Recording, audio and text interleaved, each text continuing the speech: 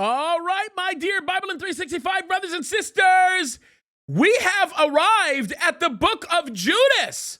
Now, some of you might look at me and go, wait, Judas, is that some pseudepigraphal or apocryphal book? No, it's not. We know this as the book of Jude.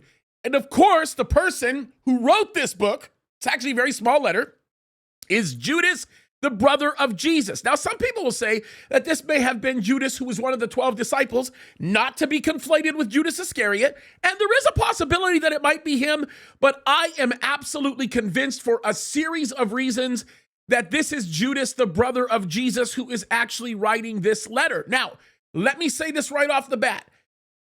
I want you to go to jamescadis.com and listen to my teaching through the book of Jude. I've got 3 or 4 studies that I recently taught through it. Just a few months ago, I taught the last Bible study through it. There is some incredible, powerful, rich insight that you can gain from this letter. So much to know about this. And I won't just say this. There's a lot that we could talk about here. Like we could talk about the controversy over the book of Enoch. Is that even around? By the way, the answer to that is no. We don't know where the book of Enoch is or anything about that. Not to be conflated with the book that you might hear about in a apocryphal writing. It has nothing to do with it.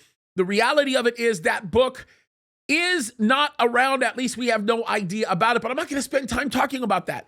The thing that I need you to think about when you look at the book of Jude is I need you to think about this very important fact, and that's this. There's no such thing as drifting per se when it comes to your relationship with God. Yes, you drift if you allow yourself to fall away from the Lord. I get that. But the drift is because of a series of decisions that get made that are compromises that allow you to become desensitized to the voice of the Spirit of God, and then you become the greatest casualty of the spiritual war that you are not engaging in. And the book of Jude is the perfect book to show you that. It talks about apostasy for what apostasy really is, a series of decisions that you choose to make to depart from the faith based on small little increments, small little things that you allow over here and that you allow over there. And before you know it, you're so far away that it's just a completely different world. And that is a really, really critical place for you to be thinking through, because I'm telling you this right now, folks, more than any other situation and in any other scenario, you must recognize the correlation between your obedience and the effect of the attacks of the enemy and how it continues to mold and shape you. If you continue to walk in obedience to the Lord, the attacks of the enemy will not be effective. If you rebel against the Lord and you choose to do things that don't please him, then the attacks of the enemy become unstoppable.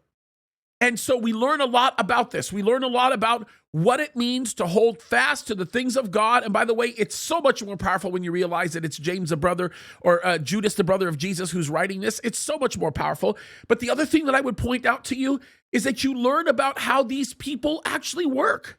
You learn about these people who continue to be given to immorality and deny Christ and so on and so forth, and what the mechanics of all of that are. But even more importantly, you begin to understand who the characters are in the spiritual battle in which we fight, especially the subject of fallen angels. And we even get examples of how to deal with them based on what Michael the Archangel does in Jude 9. So there's so much that we can learn here. And all of this to say, folks, I want you to take advantage of the opportunity that you have to journal the living snot out of this book. I want you to write down lots of notes. I want you to thoroughly and in depth really study this. I want you to chew it out. I want you to really, really meditate on this in a way that you never have. And I'm begging you, go to the free Bible studies that are available to you at jamescadis.com, because I'm telling you right now, there's powerful insight you're going to learn, and it's going to give you lots of places to go with, lots of leads to go down, because the book of Jude is remarkable on that level. So it's amazing stuff. By the way, I want to say this. We are already in the first week of December, which means I'm excited. Christmas is around the corner. This is about the point, by the way, where I begin to feel the anxiety, because I know Christmas is going to be over soon. Although I come from the Middle East, so Christmas ends for us on January the 7th. You know, that's the last day. But folks, It's the most wonderful time of the year. So get out there, enjoy your family, enjoy the blessed hope that we have. Understand and know that God is for you and not against you. Continue to invest in his word and have an absolutely Merry Christmas. I love you guys. And by the way, I will see you at AmFest later on this month. I'm very excited. It's going to be a quick turnaround for me and my family, but we just decided to do it this year, okay? Love you guys. God bless you. And by the way, just know this. Please remember this, and please communicate this to everybody else. Jesus is the reason for the season. I love you guys. God bless you.